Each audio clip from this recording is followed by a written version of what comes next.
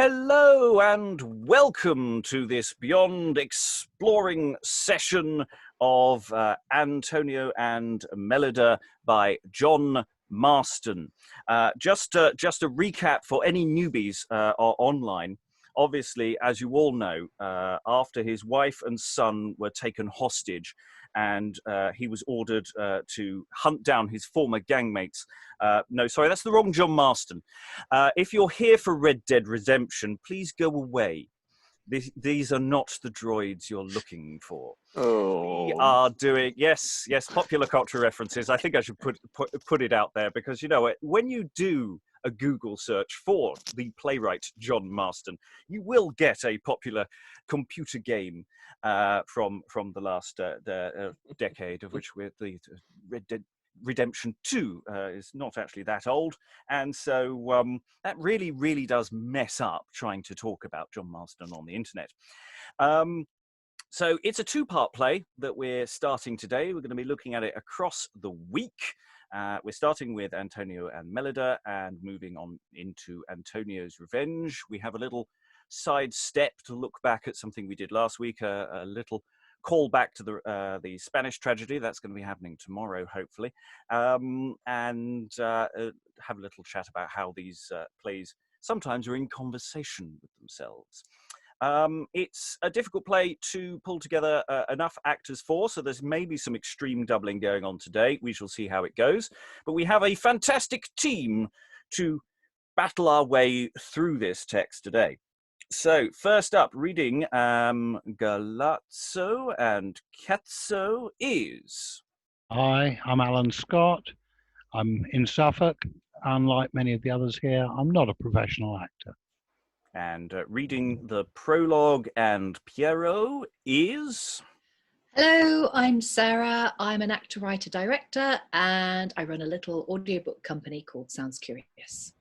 And reading the part of Alberto and the fabulously named Dildo is...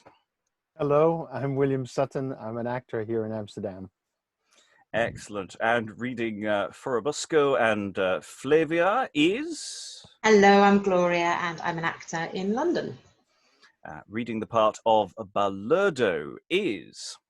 Hi, I'm Greg. I'm another non-actor and I am based in Stratford-on-Avon. And reading Feliche is... Hello, I'm Helen Good. I'm a historian working on the Star Chamber. And reading the part of Mellida is... Hi, I'm Tamara. I am an actor, indeed. I'm usually based in London, but with the lockdown, I'm in Germany right now. And reading the part of Antonio, new to the group, is... Hi, I'm Derek Dunne. I'm a lecturer at Cardiff University, but I'm currently in Lombardy. And also new to the group, reading Rossaline is... Hiya, I'm Alexandra. I also act professionally, and yeah, this is my first go, so I'm very much looking forward to it. So, some people have only one part, some people have two. I am, as I have just remembered, I haven't introduced myself. Hi, I'm Robert Crighton, and I will be reading Matzagente and Castilo, unless we can happily pass them off to somebody else as we go. I will also be filling in with some stage directions. Now, the play, when does this play begin? It's always a bit tricksy with Marston as to when precisely the action starts. So we're going to start with an induction, which is the kind of action that occurs while the pre-show bells, or in the context of the time, trumpets are probably playing, indicating the audience should be removing themselves from the bar and making themselves comfortable or uncomfortable in the facilities available. So precisely when this action happens is a little blurry. And precisely when does this play start into relationship to the audience is deliberately played around with. So this induction is a bit meta, and we're going to see where it goes. So let's, without further ado, rattle off into the induction. Enter Galeatzo, Piero, Alberto, Antonio, Forobosco, Balurdo, Matzagente, and Feliche, with parts in their hands, having cloaks cast over their apparel. Come, sirs, come. The music will sound straight for entrance. Are you ready? Are you perfect? Faith, we can say our parts, but we are ignorant in what mould we must cast our actors. Whom do you personate? Piero, Duke of Venice. Oh, then thus frame your exterior shape to haughty form of elate majesty, as if you held the palsy-shaking head of reeling chance under your fortune's belt in strictest vassalage. Grow big in thought, as swoln with glory of successful arms. Oh, if that be all, fear not, I'll suit it right. Who cannot be proud, stroke up the hair and strut? Truth, such rank custom is grown popular, and now the vulgar fashion strides as wide and stalks as proud upon the weakest stilts of the slightest fortunes, as if Hercules or burly Atlas shouldered up their state. Good, but whom act you? Oh, the necessity of the play forceth me to act two parts. Andrugio, the distressed Duke of Genoa, and Alberto, a Venetian gentleman enamored on the lady Rossaline, whose fortunes being too weak to sustain the port of her, he proved always disastrous in love, his worth being much underpoised by the uneven scale that currents all things by the outward stamp of opinion. Well, and what dost thou play? The part of all the world. The part of all the world? What's that? The fool. I, good deed, Lord, now. I play Balurdo, a wealthy mountebanking burgmasco's heir of Venice. Ha ha! One whose foppish nature might seem great only for wise men's recreation, and like a juiceless bark to preserve the sap of more strenuous spirits. The servile hound that loves the scent of forerunning fashion, like an empty, hollow vault, still giving an echo to wit, greedily champing what any other well-valued judgment had beforehand chewed. Tolerably good. Good faith, sweet wag. Yeah, why tolerably good? Good faith, sweet wag. Go, you flatter me. Right, but I dispose my speech to the habit of my part. Why? What plays he? The wolf that eats into the breasts of princes, that breeds the lethargy and falling sickness in honour, makes justice look asquint, and blinds the eye of merited reward from viewing desertful virtue. What's all this periphrasis, huh? The substance of a supple chapped flatterer. Oh, doth he play Forobosco the parasite? Good, i' faith. Sirrah, you must seem now as glib and straight in outward semblance as a lady's busk, though inwardly as cross as a pair of tailor's legs. Having a tongue as nimble as his needle, with servile patches of glavering flattery to stitch up the bracks of unworthily honoured... I warrant you. You shall see me prove the very periwig to cover the bald pate of brainless gentility. I will so tickle the sense of bella graziosa Madonna with the titillation of hyperbolic praise. I'll strike it in the neck, in the very neck, Chuck. Thou promisest more than I hope any spectator gives faith of performance. But why look you so dusky, huh? I was never worst fitted since the nativity of my actorship. I shall be hissed at on my life now. Why? What must you play? Faith, I know not what, an hermaphrodite, 2 parts in one, my true person being Antonio, son to the Duke of Genoa, though for the love of Mellida, Piero's daughter, I take this feigned presence of an Amazon, calling myself Florizel, and I know not what. I, a voice to play a lady? I shall ne'er do it. Oh, an Amazon should have a voice virago-like, not play 2 parts in one. Away, 'tis common fashion. Nay, if you cannot bear the 2 subtle fronts under one hood, idiot. Goodbye, goodbye. Off this world stage. Oh, time's impurity. Aye, but when use had taught me action to hit the right point of a lady's part, I shall grow ignorant when I must turn young prince again, how but to trust my hose. Tush, never put them off, for women wear the breeches still.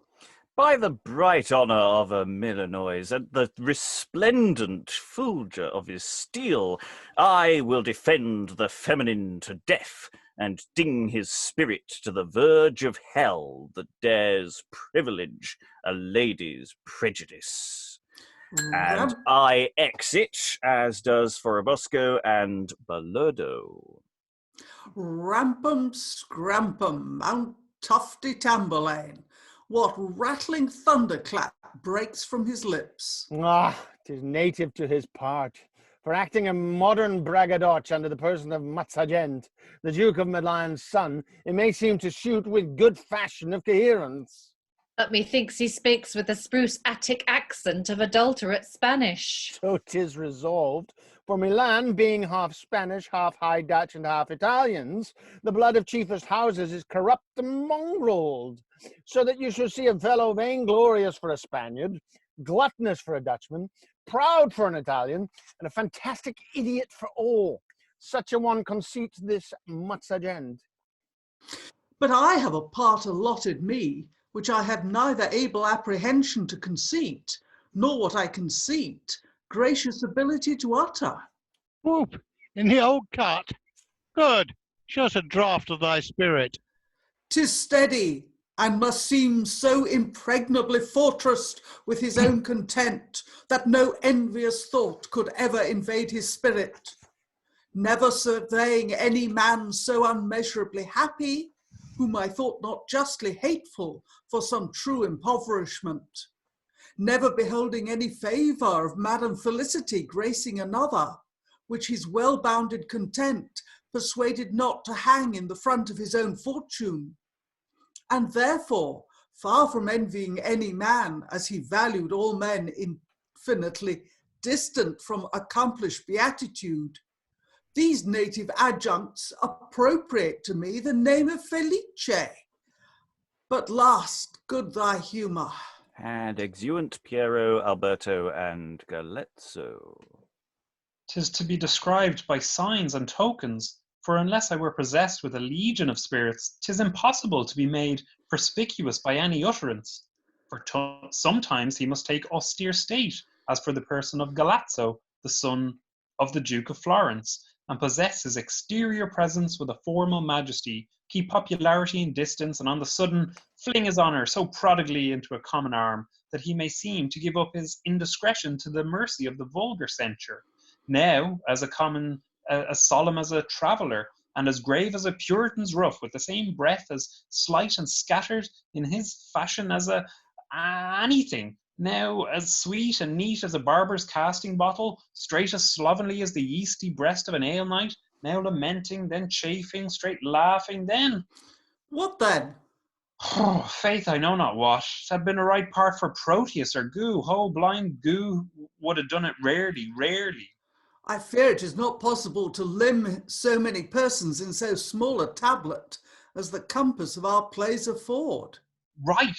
Therefore, I have heard that those persons, as he and you, Feliche, that are but slightly drawn in this comedy, should receive more exact accomplishment in a second part, which, if this obtain gracious acceptance, means to try his fortune. Peace, here comes the prologue. Clear the stage. And there we'll pause. I really wanted to just let that whole opening rattle through with this sort of playing yourself quality to this. The actors finding their parts. Does it suit them? Are they confident in what they're doing? I wasn't doing a terrible Spanish accent. I apologize for that. I didn't notice that until after I'd exited. Mentions of Tamburlaine and certain kinds of acting style that I should have been doing there. And then hints of other things. Thoughts from the room about what we've just experienced? Because remember, the play hasn't really started yet, in a sense. Did anyone else do this, or was it just Marston?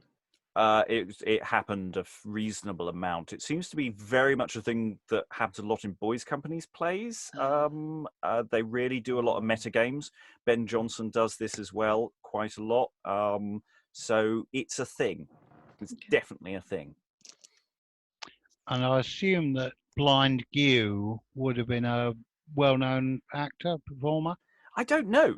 Again, I have to apologise for not having the appropriate materials to hand to actually explain that. It's a weird reference, and I did find that the scene itself got a bit more obscure as we went towards the end. Actually, I found the opening was very easy to leap in with a modern ear.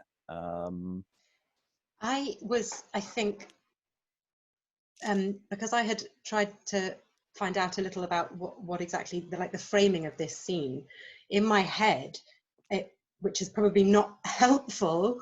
I was thinking, okay, so we are playing schoolboys playing the Marston play. So it was already two layers, slightly Inception-like, of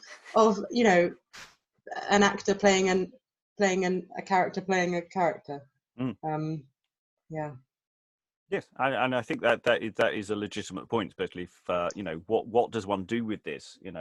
These parts were probably written with the actual actor in mind, that they could match their own personality to some degree. And what do we do with that at this remove? Have fun with it. I mean, are we almost in the territory of 6 characters in search of an author? Yeah. I mean, it's all these meta games, and these actors are all recognisable as actors. Actors of the room. Have you met any of these people? Are you these people? Yes, of course. You're not currently being these people playing 2 or more parts. It's really interesting because part of the discourse there is about how, I'm being cast against my type. This isn't my type, which is what, real actors would want the opposite of. They'd be complaining about typecasting. So, yeah, but that was something that was happening at the time, wasn't it? You'd be, the actor who plays the girls or the actor who plays the old men. Yeah, but Antonio, of course, he's saying, well, how can I do both? I'm either going to play a guy or a girl, but it's really hard to step between those worlds. I was talking to some of the boys in Edward's Boys. Do you know Edward's Boys? Mm-hmm. And they said that they very much had lines.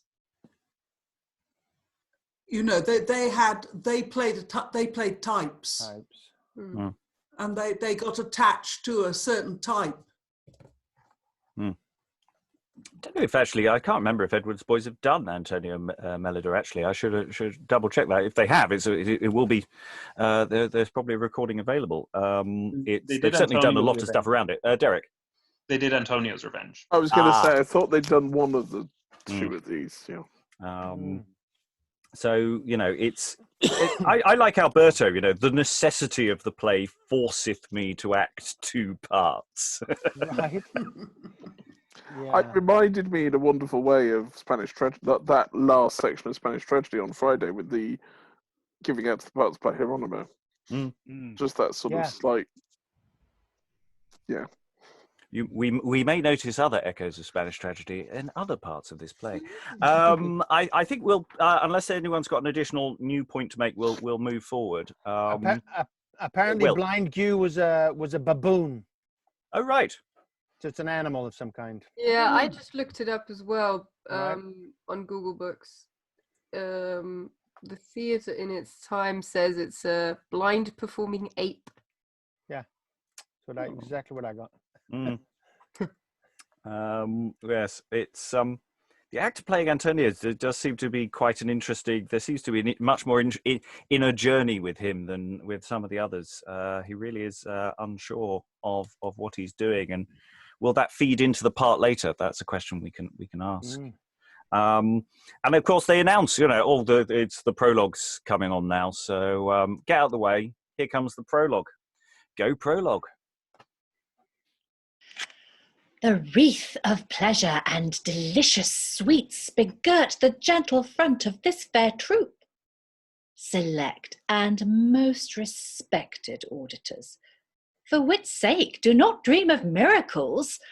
Alas, we shall but falter if you lay the least sad weight of an unused hope upon our weakness. Only we give up the worthless present of slight idleness to your authentic censure. Oh, that our muse had those abstruse and sinewy faculties, that, with the strain of fresh invention, she might press out the rarity of art, the purest elixir juice of rich conceit in your attentive ears, that with the lip of gracious elocution we might drink a sound carouse into your health of wit. But oh, the heavy dryness of her brain, foil to your fertile spirits, is ashamed to breathe her blushing numbers into such ears. Yet, most ingenious, deign to veil our wants with sleek acceptance, polish these rude scenes, and if our slightness your large hope beguiles, check not with bended brow, but dimpled smiles. Just briefly pause there. It's a nice generic prologue to some degree. I don't know if it really connects with what came before it per se. I didn't notice anything. It's just give us a chance. Give us a chance, Gov. We've done quite a lot of work on prologues, and there does seem to be quite a fawning quality to quite a few of them. This one's quite nicely balanced. I quite like that. Beautifully lowers expectations. Do not dream miracles. It was weird when I was doing live streaming of reading certain texts a few weeks back before I started doing this. I really felt the need to do that at the beginning of every live show, of just going, I haven't really rehearsed this very well, and I'm going to do my best, and it's a difficult time. Please be nice. It's a really weird compulsion, actually, at the beginning of a play to lower expectations. I think it's really interesting. But given everything that we know about the Elizabethan, Jacobean acting scene, they really didn't have much time for rehearsal. So there would be a need to apologize each time, because, you've got some very nervous people up there. Yep. And it's a tradition going back hundreds and hundreds of years. One of the earliest prologues we have basically just says, we are slow of study, please let us off. Some of us are literally lack learning, and he's not very good, but he's earnest. Oh, lovely. Okay, let's crack on into the play itself. So, ladies and gentlemen, now we shall introduce plot. Act 1, Scene 1, neighbourhood of Venice, according to the text that I've got here. The cornets sound a battle within. Enter Antonio, disguised like an Amazon. Heart will not break, and thou, abhorred life, wilt thou still breathe in my enraged blood? Veins, sinews, arteries, why crack ye not, burst and divulsed with anguish of my grief? Can man by no means creep out of himself and leave the slough of viperous grief behind? Antonio, thou hast seen a fight at sea as horrid as the hideous day of doom, betwixt thy father, Duke of Genova, and proud Piero, the Venetian prince, in which the sea hath swollen with Genoa's blood, and made spring tides with the warm with reeking gore, that gushed from out our galley's scupper holes, in which thy father, poor Andrugio, lies sunk, or leaped into the arms of chance, choked with the labouring ocean's brackish foam, who, even despite Piero's cankered hate, would with an armed hand have seized thy love and linked thee to the beauteous Mellida. Have I outlived the death of all these hopes? Have I felt anguish poured into my heart, burning like balsamum in tender wounds, and yet dost live? Could not the fretting sea have rolled me up in wrinkles of his brow? Is death grown coy, or grim confusion nice, that it will not accompany a wretch, but I must needs be cast on Venice shore, and try new fortunes with this strange disguise, to purchase my adored Mellida? Hark! How Piero's triumphs beat the air! O rugged mischief, how thou gratest my heart! Take spirit blood, disguise, be confident, make a firm stand. Here rests the hope of all. Lower than hell, there is no depth to fall. I'm just going to pause here. I didn't want to pause quite so often, and we will flow on a little bit more. But I think it's important that the induction does set this up quite nicely. That the conceit of what he's doing here has been prefixed, so it doesn't necessarily come across as a bit too absurd to the audience. I think that's an important element of this that seems to come across, because he's coming on and he's delivering plot. He's delivering a lot of plot very, very quickly. I think we've got the basic outline of what's going on. But I do feel that this actually makes the induction feel very much more important than perhaps you might immediately think the induction is. Anyone's allowed to disagree with me on that point, by the way. Thoughts in the room before we move forward? Okay, let's let the play breathe a bit. The cornets sound a senate. Enter Feliche and Alberto, Castilo and Forobosco, a page carrying a shield, Piero in armour, Catzo and Dildo and Balurdo, all these things saving Piero, armed with petronels. Being entered, they make a stand in divided files. Victorious fortune with triumphant hand hurleth my glory about this ball of earth, whilst the Venetian Duke is heaving up on wings of fair success to overlook the low-cast ruins of his enemies, to see myself adored and Genoa quake. My fate is firmer than mischance can shake. Stand, the ground trembleth. Ha! An earthquake? Oh, I smell a sound. Piero, stay, for I descry a fume creeping from out the bosom of the deep.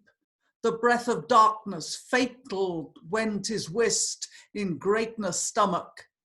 This same smoke called pride, take heed, she'll lift thee to improvidence, and break thy neck from steep security. She'll make thee grudge to let Jehovah share in thy successful battles. Oh, she's ominous, enticeth princes to devour heaven, swallow omnipotence, outstare dreaded fate, subdue eternity in giant thought, heaves up their heart with swelling, puffed conceit, till their souls burst with venomed arrogance.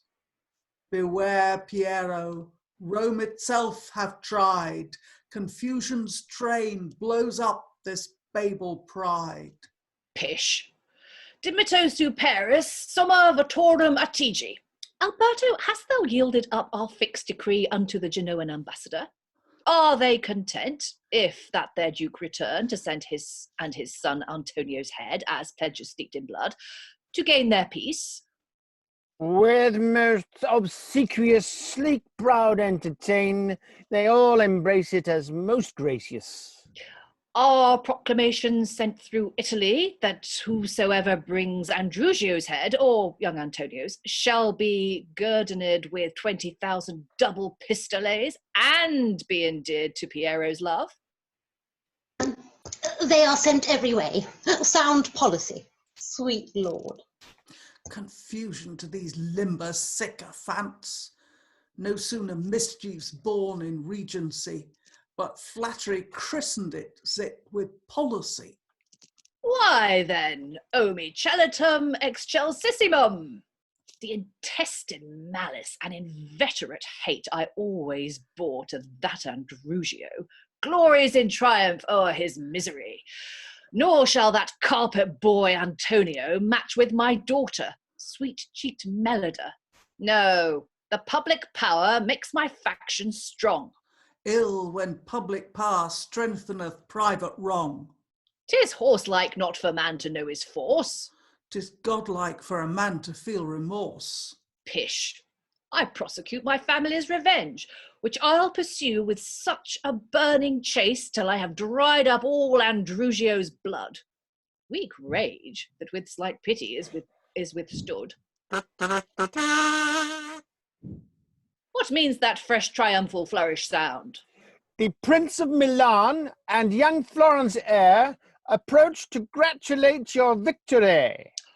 We'll girt them with an ample waist of love, conduct them to our presence royally. Let volleys of the great artillery from off our galleys' banks play prodigal, and sound loud welcome from their bellowing mouths. Exeunt all but Piero. The cornets sound a senate. Enter above Mellida, Rossaline, and Flavia. Enter below Galeatzo with attendants. Piero meeting him embraceth, at which the cornets sound a flourish.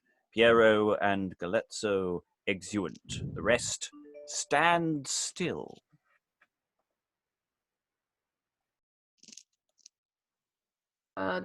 Sorry, got muted. What prince was that passed through my father's guard? 'Twas Galeatzo, the young Florentine. Truth, one that will besiege thy maidenhead. Enter the walls of faith, sweet Mellida, if that thy flankers be not cannon-proof. Oh, Mary Ambry, good, thy judgment, wench? Thy bright elections clear, what will he prove? Hath a short finger and a naked chin, a skipping eye, dare lay my judgment, faith, his love is glibbery. There's no hold on it, wench. Give me a husband whose aspect is firm, a full-cheeked gallant with a bouncing thigh. Oh, he is the paradiso delle Madonne contento. Even such a one was my Antonio. By my 39th servant, sweet, thou art in love. But stand on tiptoe, fair. Here comes St. Tristram Turlery with, i' faith. Enter Matzagente. Piero meets him, embraceth, at which the cornets sound a flourish. They two stand, using seeming compliments, whilst the scene passeth above. St. Mark, what kind of thing appears? For fancy's passion spit upon him. Fie, his face is varnished. In the name of love, what country bred that creature? What is he, Flavia? The heir of Milan, Signor Matzagente. Matzagente, now by my pleasure's hope, he is made like a tilting staff and looks for all the world like an o'er-roasted pig. A great tobacco taker too, that's flat, for his eyes look as if they had been hung in the smoke of his nose. What husband will he prove, sweet Rossaline? Avoid him, for he hath a dwindled leg, a low forehead, and a thin coal-black beard, and will be jealous too. Believe it, sweet, for his chin sweats, and hath a gander neck, a thin lip, and a little monkish eye. Precious, what a slender waist he hath! He looks like a maypole or a notched stick. He'll snap in two at every little strain. Give me a husband that will fill mine arms of steady judgment, quick and nimble sense.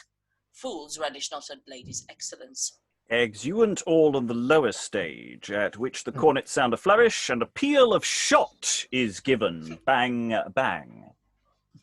The triumph's ended, but look, Rossaline, what gloomy soul in strange accoutrements walks on the pavement? Good sweet, let's to her. A pretty Mellida. How covetous thou art of novelties. Pish, 'tis our nature to desire things that are thought strangers to the common cut. I am exceeding willing, but... But what? Prithee go down. Let's see her face. God send that neither wit nor beauty wants those tempting sweets, affection's adamants. And they exit, heading downstairs. Come down. She comes like, oh, no simile is precious, choice or elegant enough to illustrate her descent. Leap heart, she comes, smile heaven, and softest southern wind, kiss her cheek gently with perfumed breath. She comes, creation's purity, admired, adored, amazing rarity, she comes. Oh, now, Antonio, press thy spirit forth in following passion, knit thy senses close, heap up thy powers, double all thy man. Enter Mellida, Rossaline, and Flavia. Oh, how her eyes dart wonder in my heart, mount blood, soul to my lips, taste Hebe's cup, stand firm on deck when beauty's close fights up. Lady, your strange habit doth beget our pregnant thoughts, even great of much desire to be acquaint with your condition. Good, sweet lady. Without more ceremonies, what country claims your birth? And, sweet, your name. In hope your bounty will extend itself in self-same nature of fair courtesy, I'll shun all niceness. My name's Florizel, my country Scythia. I am Amazon, cast on these shores by fury of the sea. Nay, faith, sweet creature, we'll not veil our names. It pleased the font to dip me Rossaline. That lady bears the name of Mellida, the Duke of Venice's daughter. Madam, I am obliged to kiss your hand by imposition of a now dead man. And he presumably said that while kissing her hand. No, by my troth, I long beyond all thought to know the man. Sweet beauty, deign his name. Lady, the circumstance is tedious. Troth, not a whit. Good fare, let's have it all. I love not I to have a jot left out, if the tale come from a loved orator. Vouchsafe me then your hushed observances. Vehement in pursuit of strange novelties, after long travel through the Asian main, I shipped my hopeful thoughts for Brittany, longing to view great nature's miracle, the glory of our sex, whose fame doth strike remotest ears with adoration. Sailing to some 2 months with inconstant winds, we viewed the glistering Venetian forts, to which we made, when lo, some 3 leagues off, we might descry a horrid spectacle. The issue of black fury strewed the sea with tattered carcasses of splitted ships, half sinking, burning, floating topsy-turvy. Not far from these sad ruins of fell rage, we might behold a creature press the waves. Senseless he sprawled, all notched with gaping wounds. To him we made, and short we took him up. The first thing he spake was, Mellida, and then he swooned. Ay me. I sigh you, fair. Nothing but little humours. Good sweet on. His wounds being dressed and life recovered, we 'gan discourse, when lo, the sea grew mad, his bowels rumbling with wind passion. Straight swarthy darkness popped out Phoebus' eye, and blurred the jocund face of bright-cheeked day, whilst cruddled fogs masked even darkness' brow. Heaven bads good night, and the rocks groaned at the intestine uproar of the main. Now gusty flaws struck up the very heels of our mainmast, whilst the keen lightning shot through the black bowels of the quaking air. Straight chops a wave, and in his sliffered paunch down falls our ship, and there he breaks his neck, which in an instant up was belked again, which thus this martyred soul began to sigh. Give me your hand, quoth he, now do you grasp the unequalled mirror of ragged misery? Is not a horrid storm? Well-shaped sweet, could your quick eye strike through these gashed wounds, you should behold a heart, fair creature, raging more wild than is this frantic sea. Wilt do me a favour, if thou chance to survive, but visit Venice, kiss the precious white of my most, nay, all epithets are base to attribute to gracious Mellida. Tell her the spirit of Antonio wisheth his last gasp breathed upon her breast. Why weeps soft-hearted Florizel? Alas, the flinty rocks groaned at his plaints. Tell her, quoth he, that her obdurate sire hath cracked his bosom. Therewithal he wept, and thus sighed on. The sea is merciful. Look how it gapes to bury all my grief. Well, thou shalt have it. Thou shalt be his tomb. My faith and my love live. In thee die woe, die unmatched anguish, die Antonio. With that he tottered from the reeling deck, and down he sunk. Pleasure's body, what makes my lady weep? Nothing, sweet Rossaline, but the air's sharp. My father's palace, madam, will be proud to entertain your presence if you'll deign to make repose within. Ay me. Lady, our fashion is not curious. Faith, all the nobler, 'tis more generous. Shall I then know how fortune fell at last, what succour came, or what strange fate ensued? most willing, but this same court is vast and public to the staring multitude. Sweet lady, nay, good, sweet. Now, by my troth, we'll be bedfellows, debt on compliment froth. And they exit, Rossaline giving Antonio the way. A lot going on there. You know, is this some sort of like initiation ritual that I get the longest speeches imaginable? No, just dumb luck. Just dumb luck. Actually, no, I think you're right there, Derek. I assure you, it's all completely random. And don't worry, next time you'll get something totally different. Helen. Without the induction, we would be completely lost as an audience. Yeah, it's a very clever way of easing the audience into the general background. We don't get the full plot, but we get the character plot really clearly. And then you can, then it starts filling in the details. Yeah.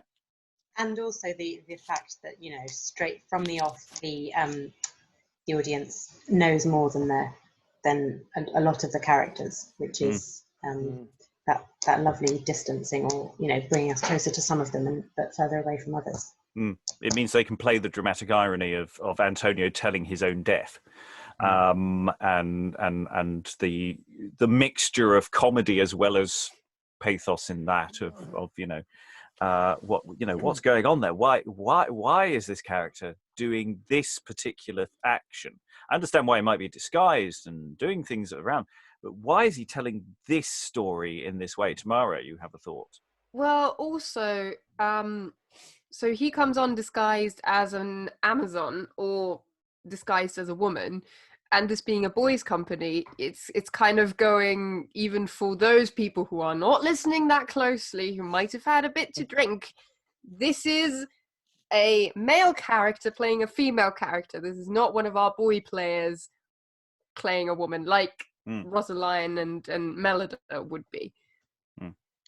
I've just put that slight caveat out. I'm 99.9% certain it's a boys' company play, but I'm just putting it out there that I could have accidentally got that cocked up, but I'm fairly certain it is. But either way, it's still a boy playing or a young man playing the part.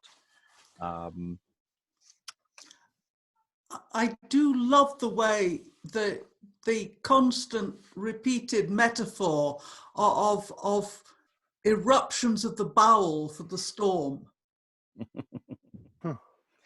The black bowels of the quaking air and things like that. Yes, there's a lot of ship imagery as well, which you would expect. But there is more. I mean, his bowels rumbling with wind passion. I mean, the storm as a fart is, and it's a continuing image. Well, here's the question of tone. You know, what do we think this play is yet? Do we? We don't have to make a decision, but it's just the sense of where is this play taking us? Entertainment. I think at the moment it's shaping up as a comedy, and to a certain extent, the fart gag is one of the oldest in theatrical history, isn't it? Yeah, there's a lot of them out there. But yeah, it's playing around with these things. Alexandra. I was just going to say, it feels as so with complete lack of knowledge of what is about to happen. It feels as though we've been thrown into midway through a romantic comedy.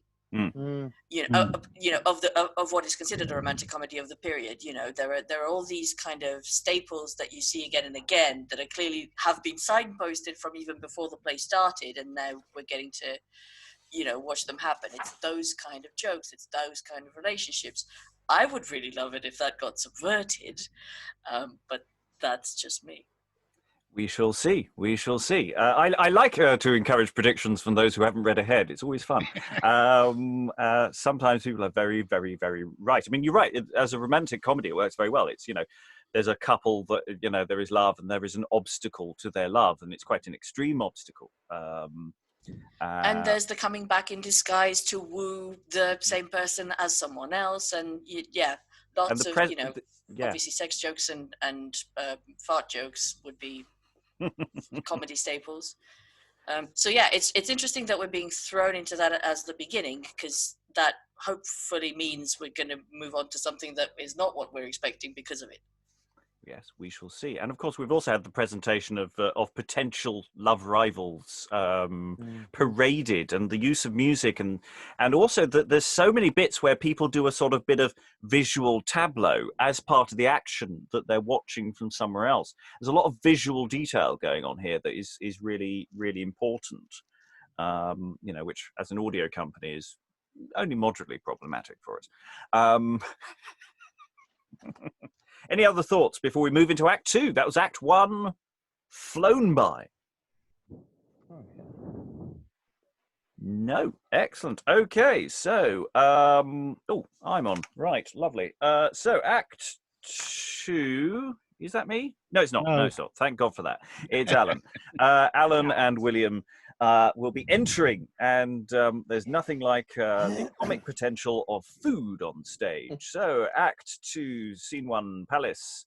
Enter Catzo with a cape on, eating. Dildo following him. Oh, Catzo, your master wants a clean trencher, do you hear? Balurdo calls for your diminutive attendance. The belly has no ears, Dildo. Good pug. Give me some capon. No capon. No, not a bit. You smooth bully. Capon's no meat for Dildo. Milk. Milk, ye glibbery urchin. Is food for infants. Upon min honour. Your honour, we are slid now. Every jackanapes loads his back with the golden coat of honour. Every ass puts on the lion's skin and roars his honour. Upon your honour.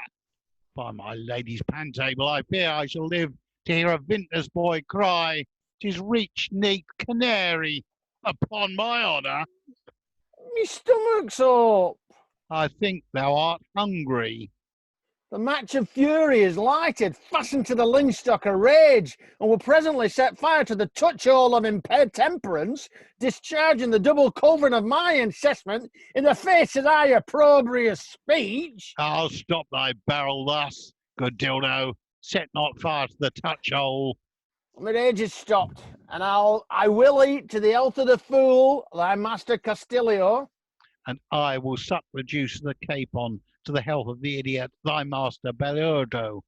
Faith, our masters are like a case of rapiers sheathed in one scabbard of folly. Right, Dutch blades. What's not rare sport of the sea battle, while Rounce Robble Hobble roared from the ship's sides to view our masters pluck their plumes and drop their feathers for fear of being men of mark? Slud! Cried Signor Balurdo. Oh, for Don Rossiclear's armour in the minute of knighthood! What coils here! Oh, for an armour, cannon-proof! Oh, more cable, more feather beds, more cable, to get as much as my cable hat-band to fence him. Okay, before we go on, could I just confirm that is a lighting their farts sequence there? I'm not missing. I'm not getting that wrong, am I? It certainly seems in that sort of vein. I mean, it's the broker's men, isn't it? Yeah, but they're explicitly talking about wind and fire to the touch, the hole. That is, they are talking about lighting their fire. I'm just checking. That's not just me. If you take it literally, it's about setting off a culverin, which is a very small, like sort of handheld cannon type thing. Mm. So they're talking about a firearm. Sorry?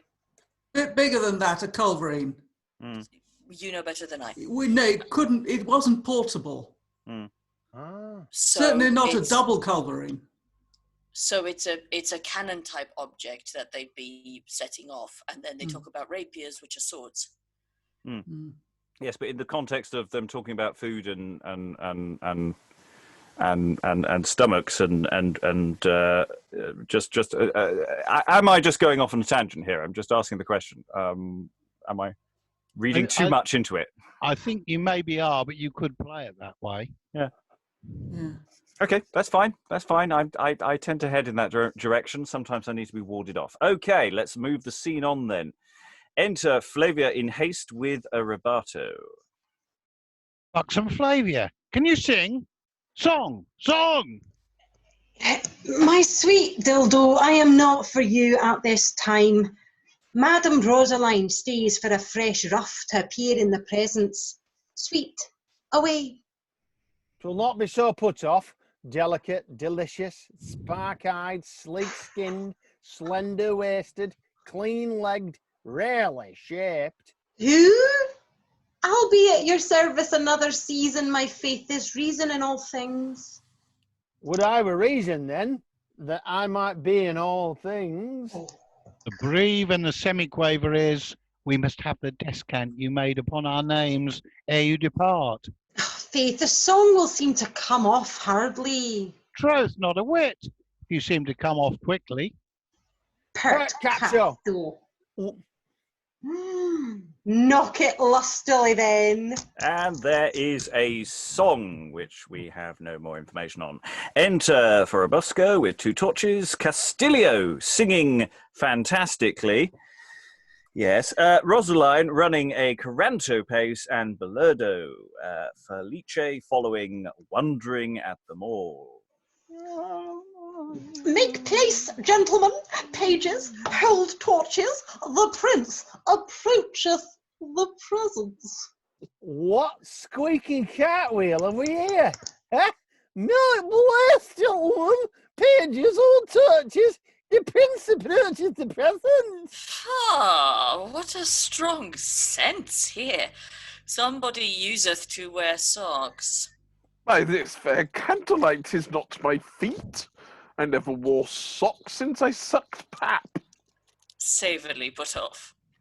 Her wit stings, blisters, galls off the skin with the tart acrimony of her sharp quickness. By sweetness, she is the very Pallas that flew out of Jupiter's brain pan. Delicious creature, vouchsafe me your service. By the purity of bounty, I shall be proud of such bondage. I vouchsafe it. Be my slave. Signor Balurdo, will thou be my servant too?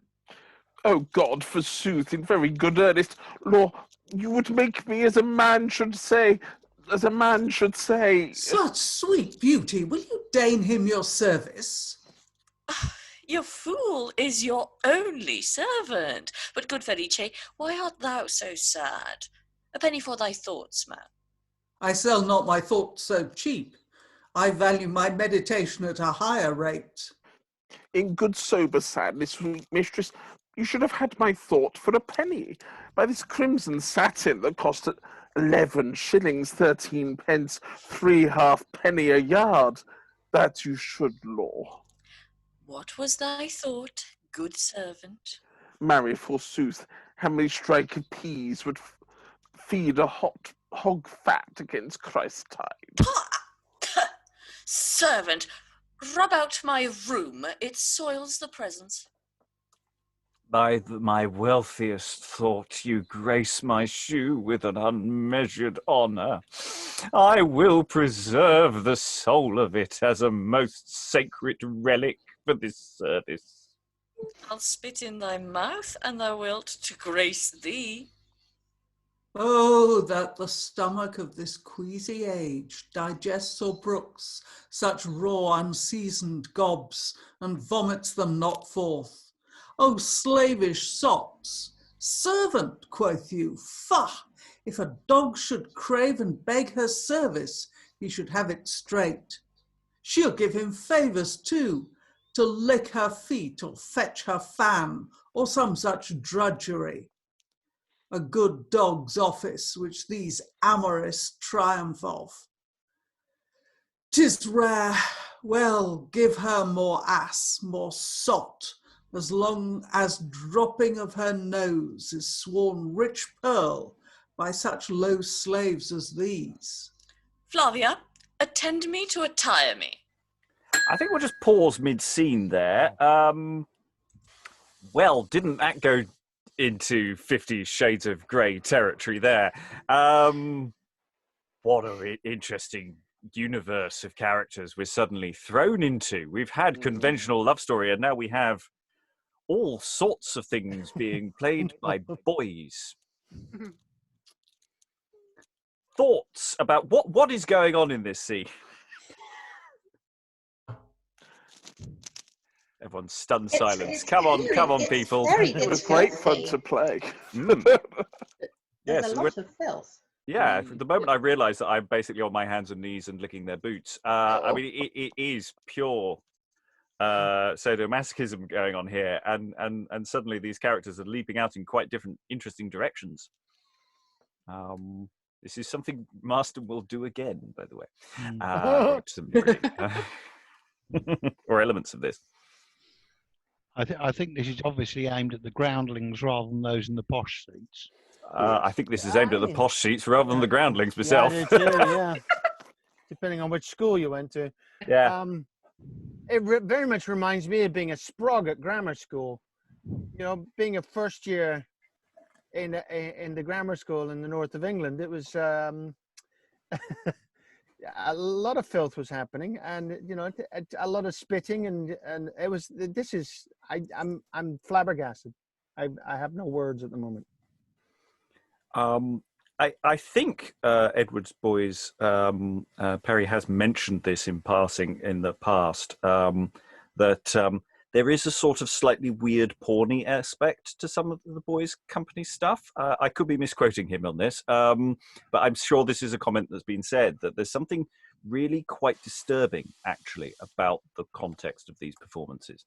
And this scene feels very much like an extremely good example of that. And especially in our more the way that reads today. Any thoughts before the scene continues? Because there's more. I have no thought, but I have a question. Would he have written it? Would Marston have written this specifically for this Boys Company, or would he have written it and then they would have taken it and performed it, you know, themselves? Like, was it a commission, or was it? I don't know that off the top of my head. I don't know if anyone in the room does. I assume he was, you know, commissioned to write it, and he wrote it for them. I don't think he would have done it on spec. I don't think anyone would. There was a time when you got paid. Show me the money, I will write things. But I would say that there's no doubt that he has boys in mind. Like, That's what I was thinking, like teenage boys. Like, yeah, it's like you can imagine him sitting down to write this and thinking, oh yeah, they'll enjoy this. Yeah. Okay, let's continue the scene then, because there's more stuff to come. So exit Rossaline and Flavia and their sadistic ways, and Balurdo and Forobosco and Feliche are still on stage. It's sad, good earnest, sir. You have touched the very bare of naked truth. My silk stocking have a good gloss, and I think my planet, my leg is not altogether unpropitiously shaped. There's a word, unpropitiously. I think shall unpropitiously as well as any courtier in Italy. So help me, your sweet bounty, you have the most graceful presence, applausive eloquity, amazing volubility, polished adonation, delicious affability. Woof, what? How he tickles yon trout under the gills. You shall see him take by and by with groping flattery.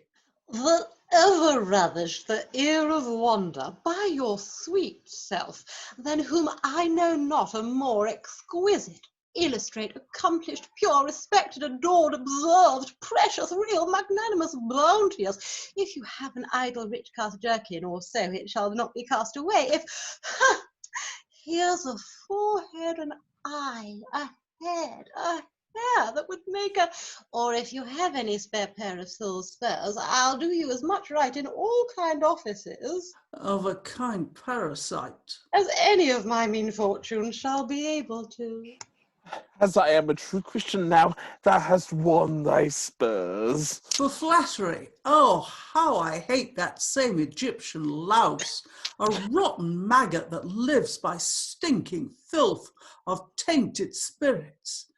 Vengeance to such dogs that sprout by gnawing senseless carrion. Enter Alberto. Gallants, saw you my mistress, the Lady Rossaline? My mistress, the Lady Rossaline, left the presence even now. My mistress, the Lady Rossaline, withdrew her gracious aspect even now. My Well mistress. said, Echo. No, there's more than one. Oh, sorry, have I... It's all right. My mistress, the Lady Rossaline, withdrew her gracious aspect even now. Well said, Echo. My mistress, and his mistress, and your mistress, and the dog's mistress. Precious dear heaven that Alberto lives to have such rivals. Slid, I have been searching every private room, corner, and secret angle of the court, and yet she lives concealed. Good sweet Feliche, tell me how to find my bright-faced mistress out.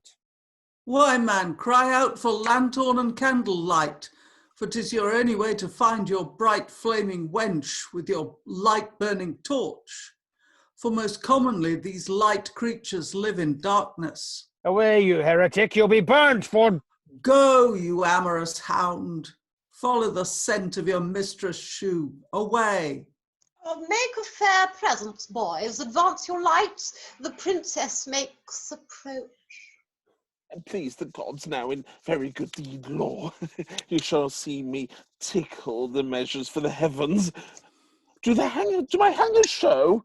At which point enter Piero, Antonio, Mellida, Rossaline, Galeatzo, everybody enters. As they enter, Feliche and Castilo make a rank for the Duke to pass through. Forobosco ushers the Duke to his state.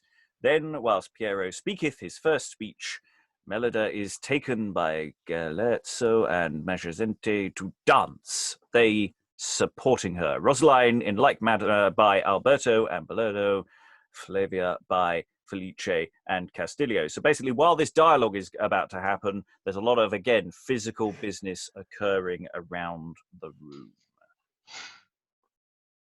Beauteous Amazon, sit and seat your thoughts in the reposure of most soft content. Sound music there. Nay, daughter, clear your eyes from these dull fogs of misty discontent. Look sprightly, girl. What?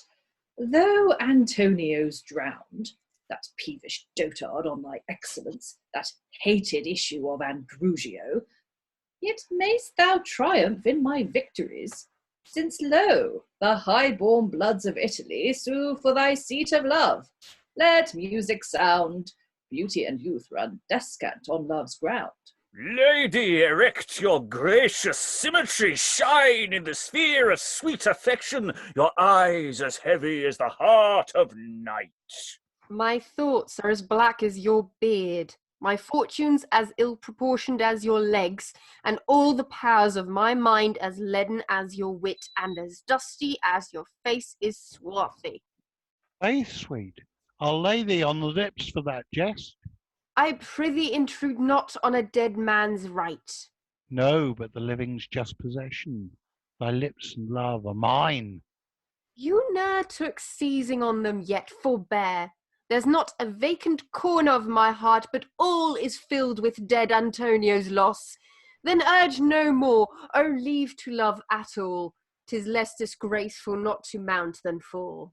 Bright and refulgent lady, deign your ear. You see this blade? Had it a courtly lip, it would divulge my valour, plead my love, justle that skipping feeble amorist out of your love seat. I am Matzagente. Hark thee, I pray thee, taint not thy sweet ear with that sot gabble. By thy beauteous cheek is the flashingest bulrush that e'er drooped, with each slight mist of rain, but with pleased eye smile on my courtship. What said you, sir? Alas, my thought was fixed upon another object. Good, forbear. I shall but weep. Ay me, what boots a tear? Come, come, let's dance. O music, thou distillst more sweetness in us than this jarring world. Both time and measure from thy strains do breathe, whilst from the channel of this dirt doth flow nothing but timeless grief, unmeasured woe. Oh, how impatience cramps my cracked veins and cruddles thick my blood with boiling rage. O eyes, why leap you not like thunderbolts, or cannon bullets in my rival's face? O hime infelice misero o lamentevole fato. And we'll just pause there, because I think at that point you're supposed to... Is it Antonio who collapses to the ground there? I guess so, because I'm a lady. Yeah. So it's this passion falling down. I just want to pause there, because it's interesting, the contrasting these two scenes. The one of someone with fawning sadomasochistic followers, and this scene here of Mellida being surrounded by admirers. And the sort of a twisted mirror version of each other. I found really interesting. Obviously I was doing my full Brian Blessed. Apologies if that overwhelmed the microphone. But that seemed to be what it said in the induction to do. But yeah, just thoughts about because these scenes are not, there are scenes. These scenes are all flowing into each other. They're all an overlapping flow of action. There seems to be very little everybody exits, another scene enters. They're all it's very mergy. I really like that. I think that's really nicely done. Get a sense of the court flowing. Thoughts.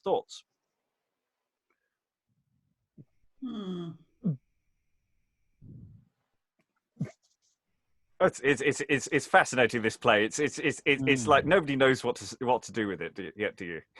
You've got so many. Sorry. No, go, Gloria. There's just the energy of so many different people, all wanting something. There's a sort of equal weight almost given to everyone's desire and the urgency of everyone's wanting and needing, and then actually the difference between the energy of their wanting and needing, and then we've got Mellida, Mellida actually seems like the only one who's more just kind of sitting back. And even Rossaline's reaction to Antonio seems, she's so interested. She kind of wants to know more about this lady, and you think, well, maybe she'll fall in love with him and then realize he's a man, whatever. Lots of very strong different energies of desire and want. We've got dancing, we've got music, we've got all the things. We've got all the things happening here. Okay, I'll throw a question out. Feliche, who is Feliche? Helen, tell me, who are you? Because your character's fascinating as this commentator going through what's going on. His dramatic role seems to me so far to be completely unnecessary, because the audience can see what he is saying. He's just saying these people are despicable, but that's already perfectly obvious from the way they're acting. I'm finding it, I don't know, I mean, obviously he has parallels in other plays, especially plays that we're not allowed to mention, but nevertheless, I don't, he isn't a part I would choose to play, to be honest. Well, it's an interesting thing. I wonder if Feliche is almost a playwright's sop to say, well, I want to put these really fun, slightly disturbing things on stage, but I need to make sure there's someone on stage saying that it's definitely bad and there's nothing to see here. I wonder if that's the function. Of course, we don't know what the function is further down the line. No. Or, I pretend I don't. Well, I truly don't. I don't either. But yeah, I mean, we're nearly a third of the way through. What do you think where do you think you are? Because Mellida and Antonio, what do we feel about them? How are you finding Mellida? Me? Yes. Well, everyone else as well, but you've been reading her words. I'm honestly surprised how outspoken and strong she comes across for a character who is female in a play of that time. It's because she's not being, she's not disguised as a boy and says quite rude things to people. It's fascinating. It's honestly, I don't know what to do with it yet. And contrast, of course, with Rossaline. How are you finding what she's doing? Sorry, I just muted myself. It's really interesting because I got a similar vibe with the first kind of interaction that they had together, where I was thinking, oh, that's a lot of power allotted to women. How is this going to get taken away? Or how is this kind of, this status, this established status going to be upturned? And actually what's happened since is both of their status has continued to be elevated by, these other characters who are going, oh, let me be your slave. Yeah, okay. Or, similarly, the various people courting Mellida and accepting her refusals and her denials, or at least not, fighting back in ways that we are accustomed to. Yet. Yes, there's still time. Still time for things to get worse. Okay, let's finish this act, I think. We'll run this to the end, and then we might even have a little extra time to get a scene ahead from the schedule, which is always nice to see. We'll see where we are. Okay, so Antonio, in disguise, appears to have collapsed to the floor in a fit of not English. What means the lady fall upon the ground? Belike the falling sickness. I cannot brook this sight. My thoughts grow wild. Here lies a wretch on whom heaven never smiled. What? Servant? Ne'er a word. And I here, man. I would shoot some speech forth to strike the time with pleasing touch of amorous compliment. Say, sweet, what keeps thy mind? What think'st thou on? Nothing. What's that nothing? A woman's constancy. Good. Why? Oh, have we lost Rossaline? Thou have a slut. Hello, Alexandra. Are you still there? I appear to have frozen. I do apologise. Yeah, you're back. You're back in the room. I'm just wondering if I've accidentally transposed the wrong lines here. Whether Alberto is Alberto. Is that right? Doesn't sound right. It feels like I think that should be Antonio. I think that's an error on my part. Can we try that again from? Say, sweet, what keeps thy mind? And Antonio, could you read those lines and let's see how that goes? I think that's an error on my part. I apologise.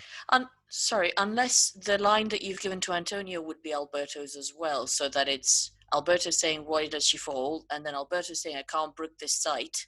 And then Alberto continuing, because I think about women and I think about constancy and all of that. Yeah. Oh damn! I'm gonna have to check this. I wonder whether that's. I'm not sure there's any mistake because I don't think Antonio would be saying that women are inconstant.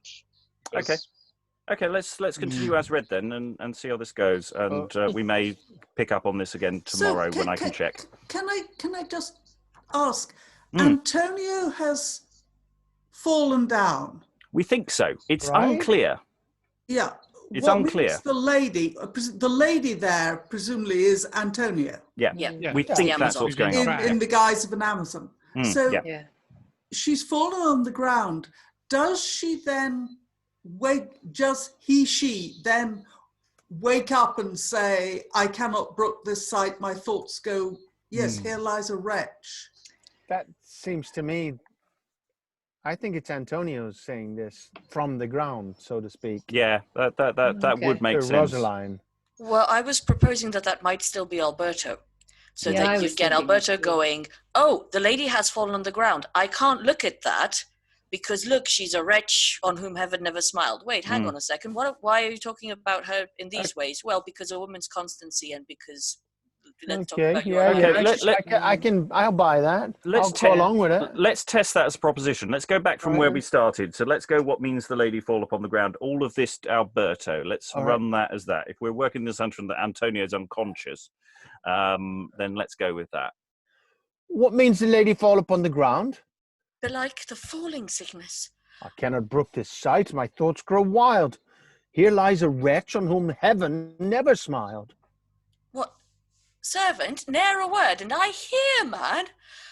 I would shoot some speech forth to strike the time with pleasing touch of amorous compliment.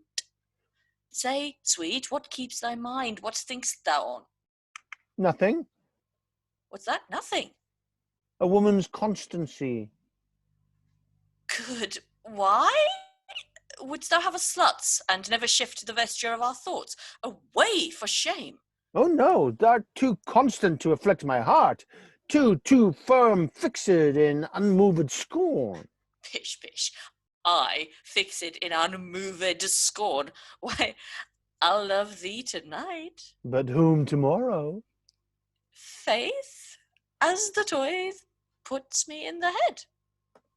Please the marbled heavens, now would I might be the toy to put you in the head, kindly to conceive my pray you give an epithet for love. Roaring, roaring. Oh love, thou hast murdered me, made me a shadow. You hear not Balurdo, but Balurdo's ghost. Can a ghost speak? Scurvily as I do. And walk? After their fashion. And eat apples? In a sort, in their garb. Prithee, Flavia, be my mistress. Your reason good, Feliche. Faith, I have 19 mistresses already, and I not much disdain that thou shouldst make up the full score. Oh, I hear you make commonplaces of your mistresses to perform the office of memory by. Pray you, in ancient times, were not those satin hose? In good faith, now they are new dyed, pinked and scoured, they show as well as if they were new. What? Mute, Balurdo. Aye, in faith, and 'twere not for printing and painting, my breach in your face would be out of reparation.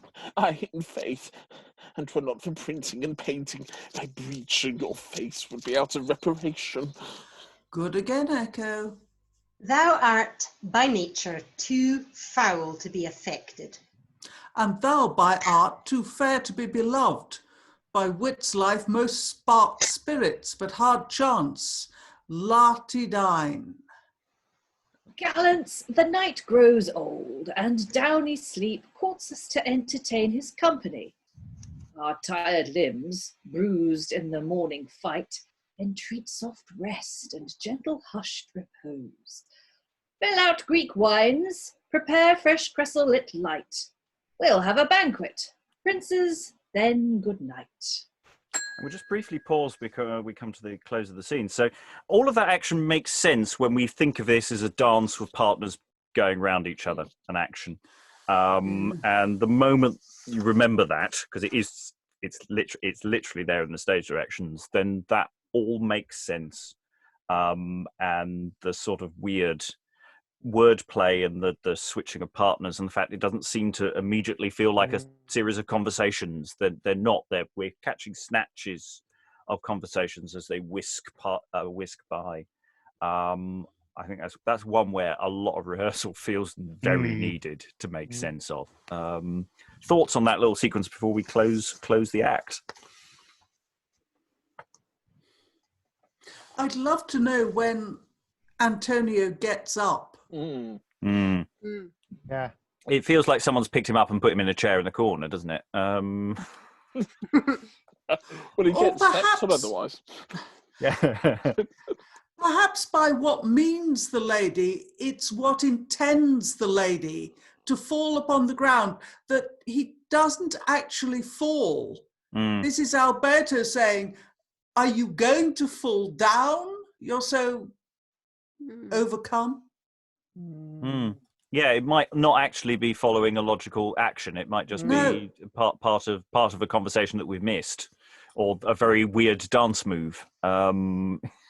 Or maybe because he's a man, he cannot dance the woman's part. Oh, yes. Neat. Yeah. Oh, good thoughts. I'm liking that. Okay, that's one for future thoughts, I think. Maybe go away and think about that overnight, and I'll check some text things. So the main party goes out, and we're left with this little scenette, a little bit of potential one-on-one action, as it were. So the cornets sound a senate, and the Duke goes out in state. As they are going out, Antonio stays, Mellida, the rest exeunt. What means these scattered looks? Why tremble you? Why quake your thoughts in your distracted eyes? Collect your spirits, madam. What do you see? Does not behold a ghost? Look, look where he stalks, wrapped up in clouds of grief, darting his soul upon thy wondering eyes. Look, he comes toward thee. See, he stretches out his wretched arms to gird thy loved waist with a most wished embrace. Seest him not yet, nor yet, Mellida? Thou well mayst err, for look, he walks not like Antonio, like that Antonio that this morning shone in glistering habiliments of arms to seize his love, spite of her father's despite. But like himself, wretched and miserable, banished, forlorn, despairing, struck quite through with sinking grief, rolled up in sevenfold doubles of plague, unvanquishable. Hark, he speaks to thee. Alas, I cannot hear nor see him. Why, all this night about the room he stalked and groaned and held with raging passion to view his love, life-blood of all his hopes, crown of his fortune, clipped by strangers' arms. Look but behind thee. Oh, Antonio, my lord, my love, my... Leave passion, sweet, for time, place, air, and earth are all our foes. Fear and be jealous fair. Let's fly. Dear heart, whither? Oh, 'tis no matter whither, but let's fly. Now I think on't, I've ne'er a home, no father, friend, or country to embrace these wretched limbs. The world, the all that is all my foe. A prince not worth a doit. Only my head is hoised at a high rate, worth 20,000 double pistolets to him that can but strike it from these shoulders. But come, sweet creature, that thou shalt be my home, my father, country, riches, and my friend, my all, my soul. And thou and I will live, let's think like what, and you and I will live like unmatched mirrors of calamity. The jealous ear of night eavesdrops our talk. Hold thee, there's a jewel, and look, there's a note that will direct thee when, where, how to fly. Bid me adieu. Farewell, bleak misery. Stay, sweet, let's kiss before you go. Farewell, dear soul. Farewell, my life, my heart. So, if in Act 1 we had Antonio playing this sort of game of disguise and sets, it's almost like he had to do something to make her feel really sad so that he can have this emotional response in this act, which feels a bit mean. But then I wonder, it's this thing that she's obviously looking out and he's behind taking his wig off and, and turn around, ta-da! It's really interesting. I do wonder what's going on. Thoughts, Alexandra? May I propose a connection to the adjustment that we made earlier, actually not being a necessary adjustment? So if we think of the moment that we had a little earlier where Mellida had just been dancing with men that are courting her and that she doesn't want, she's talking about grief. Antonio goes, oh, how impatience cramps me, and oh, lamentations. Then there is a lady who falls upon the ground, and then if Antonio says, I cannot brook this sight, and here lies a wretch is about Mellida, then within the dance context, Antonio, who as a woman was not dancing with anybody, can take care of Mellida, who is the woman falling upon the ground. Mm-hmm. I think that's a very good... Almost. Yeah, I think that works very well. And then everybody else in the dance stays in the dance because that's how they match up with the partners. And because they had this moment of, Mellida being in a piteous situation and Antonio taking pity on her, that brought them close. And just before they leave, he goes, actually, I'm going to tell her. This is my opportunity to reveal who I am. I think that makes a lot of sense, especially if you look at what Mellida's saying about grief and things with the music and the dancing and at the end of her speech just before that moment. So yeah, that would make sense, and that would work very well. It'd be interesting to see what other elements are out there. Other thoughts? It's been busy to act. I don't really care about the relationship, if I'm being honest. I do. Yeah, go on. They've never earned me caring. Yeah, it's just something that's been set up at the beginning, and we haven't even seen very much of a resistance from. We've been told there is a resistance to him, and obviously there's some backstory, but we've missed the backstory. It hasn't happened. But does it matter that we don't care? He asks. Rhetorically. Well, the sense that nobody's responding, yes.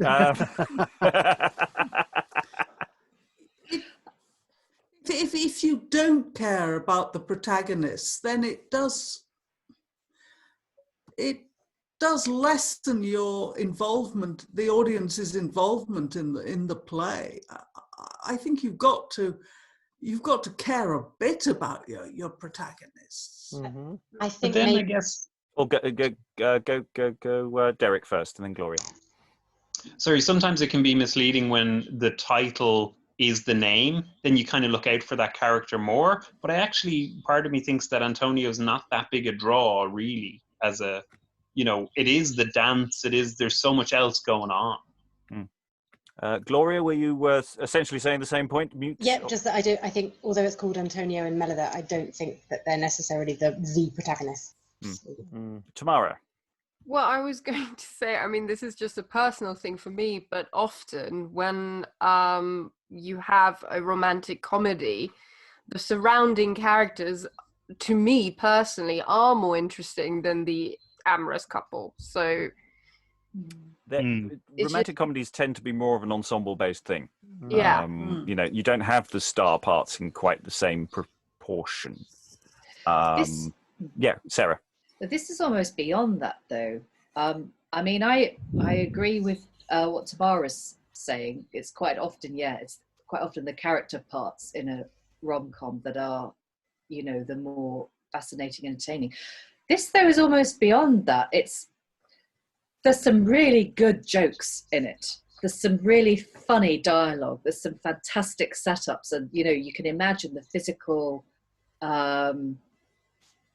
joy of watching this with all the dancing couples and these snatches of conversation. But it's almost reminding me more of wrong period, but music hall, where everybody gets up and does their different turns. And there's some great comedy, there's some great comedians doing their stuff, but there's nothing to actually emotionally hook you in terms of the through story. It's almost like individual turns doing their bit, which are great, but in terms of the through line of the plot, I'm kind of with Derek a bit, actually. I'm not really I'm engaged by it on a comic level, but I'm not particularly interested in any of them or where it's going. If that makes sense. Alan. I must admit, one of the thoughts that was going through my mind was Gilbert and Sullivan, where again the romantic leads, the titular lead characters, are usually the really boring bits, and it's all the people around them where you're getting interesting stuff going on. And there's also a reference in some ways pantomime. Again, the lead characters tend to be the dull bit, and it's the broker's men or the domestics or the rude mechanicals who are the ones who are much more fun. I mean, if I leap on, I think it was Derek said earlier, when I was asking what is this, and he was saying an entertainment, and Marston has form with things explicitly called an entertainment. Is that question of are we looking for things that this play isn't trying to deliver? And that's that sort of question. I see Alexandra and I saw William. Alexandra first. I wanted to ask a question because the title says, "As has been played many times by the children of St. Paul's." I wonder whether there is any chance that we are either missing a section that may potentially have been there to begin with and then just been removed because everybody's got familiar with it, and we don't need to see what used to be Act 1 now, because you know that bit. That's not the fun bit, the introductory, the setup. You all know the setup. You've seen it 15 times. Let's just go from the fun bit. Because as I said really early on, it felt as though we were just being thrown into midway through the Antonio and Mellida story. So I wonder whether there's a piece, that might have been removed, or whether this might have been a story or a plot line that would be really, really recognizable, either from the same author's previous work or from someone else's, that, again, people would, you say, do something in King Cambyses' vein, and you know exactly what you're referring to. I don't think there's evidence that it's been adjusted in an overt way. There's enough similarity with other plays that Marston's written where things just start in, almost mid-plot. And there's plenty of other plays from the time which start even more aggressively feeling like you've missed the first 15 minutes. I don't think so. That's not to say it hasn't. There's all sorts of strange games happen with printing. I think the induction suggests that they're trying to get the information across and trying to set you into the action straight away. But it's not impossible. It's not impossible. William, I think, was next. I was just thinking how similar as a response that I'm having as when we read Hieronymo first part. That this was something that was, maybe this is what you just expect from the boys. Mm-hmm. This exuberant spectacle. That's all it is. And it's, oh, isn't it lovely? Look at the energy. And we can all remember back to when we had that energy, and and indeed everyone's got their own little turn. Maybe we're not expected to, it's not supposed to develop any further as a theatrical piece necessarily, outside of the pure spectacle of it all. I think that's a very good shout, especially if we think of Geronimo, bless it and all who sailed in her, being a piece that was produced maybe a couple of years after this by a similar group, if not the same group. Yes, the idea of what boys' companies do as part of their repertoire and things they're known for. I mean, there's a reason why there's a lot of songs in this play. There's a very good reason for that in dancing. That's what they do. That's why they are where they are. Other thoughts? Because we're now entering extra time. We're well ahead, frankly. If people want to read another scene, I'm more than happy to do so. But before we close off, I haven't allocated any parts for the next scene. It's not very long, and it sort of sets up a new plot, which maybe we want to go away and think about before we come back next time. So, who would like to read Andrugio? Anyone fancies a read? There's two characters to read. Who fancies a read? William, lovely, and Lucio. Gloria, I see a tiny finger waggling up in the air. Okay, we'll move and just quickly rattle through this first scene, and then I think we'll wrap up. So Act 3 opens with the seashore. Enter Andrugio in armour, Lucio with a shepherd's gown in his hand, and a page. Is not yon gleam the shuddering morn that flakes with silver tincture the east verge of heaven? I think it is, so please your excellence. Away, I have no excellence to please. Prithee, observe the custom of the world that only flatters greatness, states, exalts, and please my excellence. Oh, Lucio, thou hast ever been held respected, dear, even precious to Andrugio's inmost love. Good flatter not. Nay, if thou givest not faith that I am wretched, oh, read that. Read that. Piero Sforza to the Italian prince's fortune. Excellent. The just overthrow on Andrugio took in the Venetian Gulf hath so assured the Genoese of the injustice of his cause and the hatefulness of his person that they have banished him and all his family. And for confirmation of their peace with us, have vowed that if he or his son can be attached, to send us both their heads. We therefore, by force of our united league, forbid you to harbour him or his blood. But if you apprehend this person, we entreat you to send him or his head to us. For we vow by the honour of our blood to recompense any man that bringeth his head with 20,000 double pistolets and the endearing of our choicest love from Venice, Piero Sforza. My thoughts are fixed in contemplation why this huge earth, this monstrous animal that eats her children, should not have eyes and ears. Philosophy maintains that nature's wise and forms no useless or unperfect thing. Did nature make the earth, or the earth nature? For earthly dirt makes all things, makes the man, moulds me up honour, and like a cunning Dutchman paints me a puppet even with seeming breath, and gives a sot appearance of a soul. Go to, thou liest, philosophy. Nature forms things unperfect, useless, vain. Why made she not the earth with eyes and ears, that she might see desert and hear men's plaints, that when a soul is splitted, sunk with grief, he might fall thus upon the breast of the earth? He throws himself on the ground. He does indeed throw himself on the ground. Throw yourself on the ground. Exclaiming thus, "O thou all-bearing earth, which men do gape for, till thou crampst their mouths and chokest their throats with dust. Oh, churn thy breast and let me sink into thee.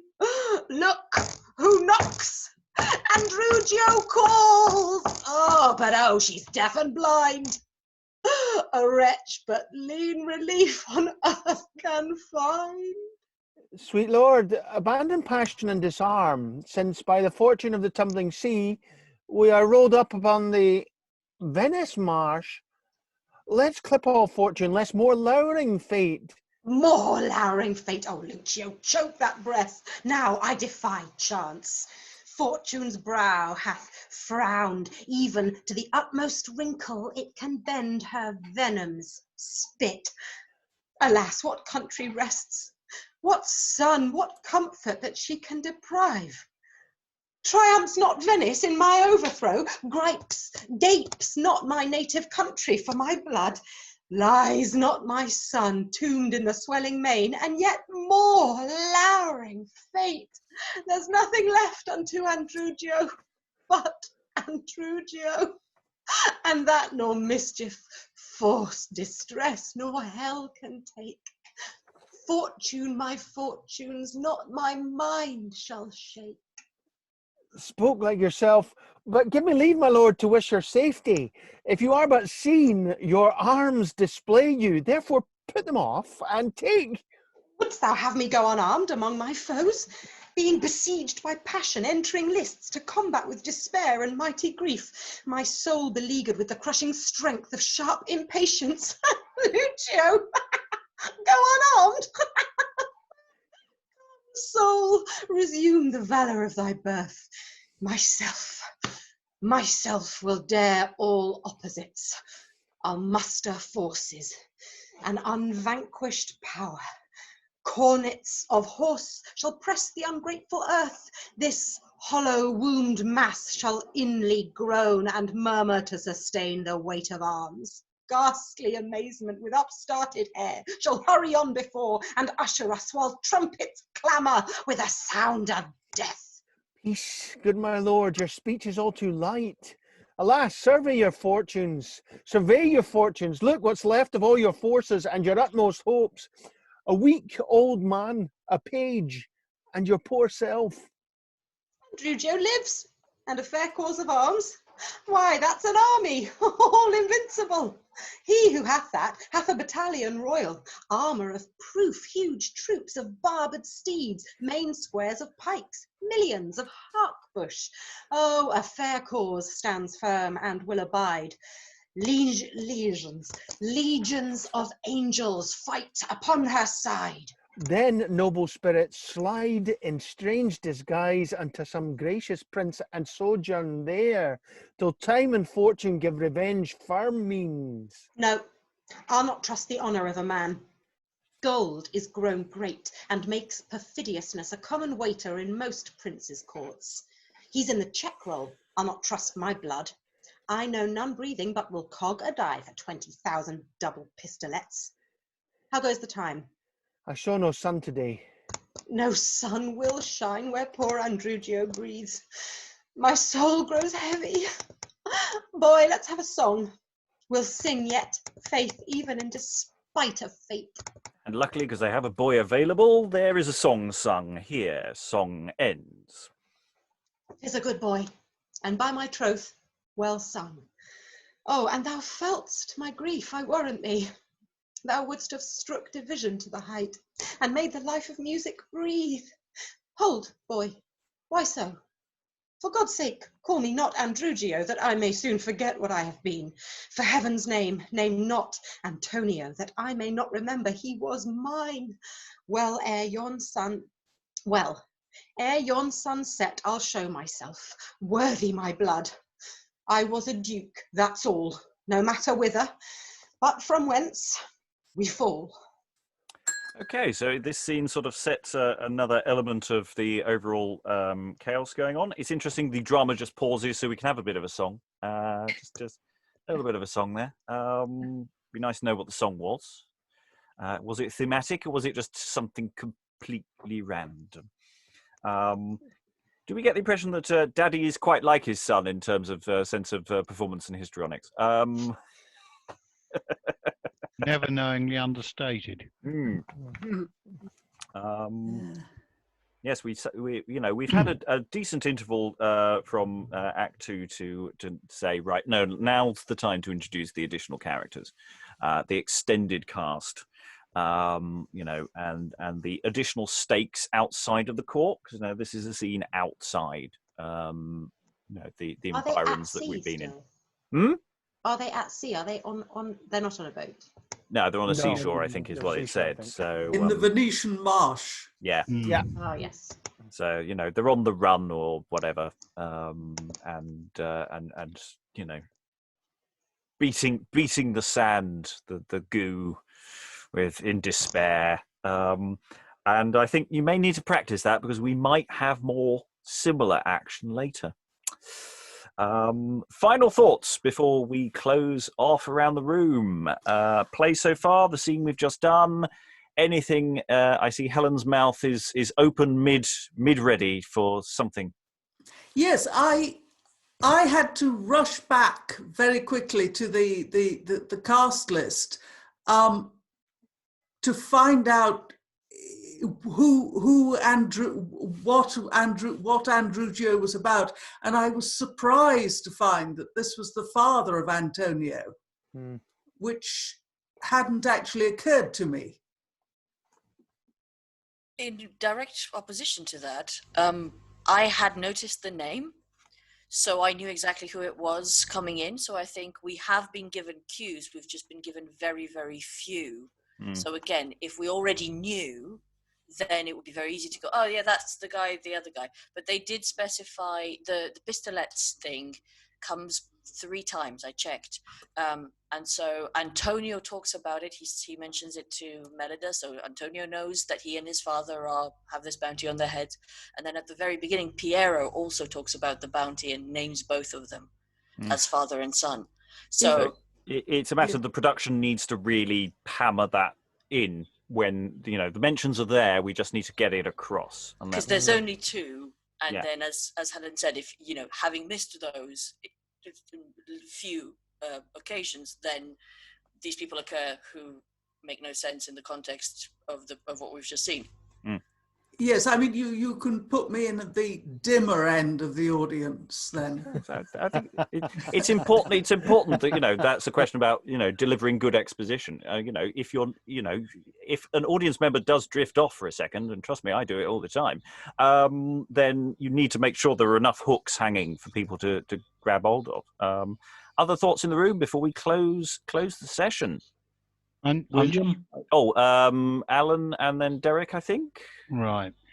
The one thought is that, I mean, we've had a mad scene here almost, which I can think of various resonances in other plays, mainly by He Who Shall Not Be Named.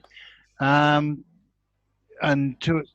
just went back and checked what the status of Lucio is, and he's shown as being an elderly nobleman.